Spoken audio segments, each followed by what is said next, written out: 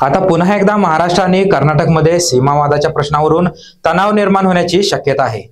कर्नाटक येथे एसटी महामंडळाच्या बसला कन्नड रक्षक वेदिकेच्या कार्यकर्त्यांनी काळं फासलं, तसेच एसटीच्या ड्रायव्हरला मारहाण देखील केली। या घटनेचे तीव्र पडसाद आता कोल्हापुरात उमटत असल्याचे पाहायला मिळतंय। कोल्हापुरात ठाकरे गटाच्या वतीनं कर्नाटक सरकारच्या विरोधात मध्यवर्ती बस स्थानकावर तीव्र आंदोलन करण्यात आलं।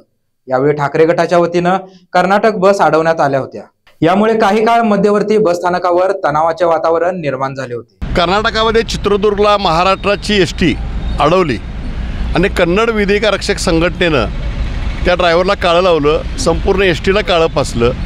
म्हणजे महाराष्ट्रातून जो माणूस कर्नाटकात जाणार तो सुरक्षित नाही, त्याची सुरक्षेची जबाबदारी या महाराष्ट्राचे मुख्यमंत्री देवेंद्र फडणवीसवर आहे। आणि म्हणून या ठिकाणी छत्रपती शिवाजी महाराजांचं प्रतीक असणारा, मराठीच्या अस्मिता असणारा भगवा झेंडा आम्ही आज या कर्नाटकच्या एसट्या अडवल्या, त्या एसटीवर लावला आणि सर्व कर्नाटकच्या एसट्या आज आम्ही बंद केल्यात। महाराष्ट्राच्या मुख्यमंत्र्यांनी कर्नाटकशी सरकारशी संबंध साधावा, कर्नाटकाच्या मुख्यमंत्र्यांनी महाराष्ट्राच्या जनतेची माफी मागावी, अन्यथा आम्ही तुमच्या गाड्या फिरून देणार नाही, अशी सूचना आज तुमच्या वतीनं मी महाराष्ट्राचे मुख्यमंत्री देवेंद्र फडणवीस यांना करत आहोत। आणि यानंतर तो ड्रायव्हर जो येणार आहे तो अजून सुरक्षित आहे का असुरक्षित आहे याची माहिती नाही, त्यामुळं त्याची माहिती आपण घेतली जाईल। पण हे कर्नाटकच्या सरकारच्या विरुद्ध मराठी माणसांचं, महाराष्ट्राचं आंदोलन हे सुरू राहील।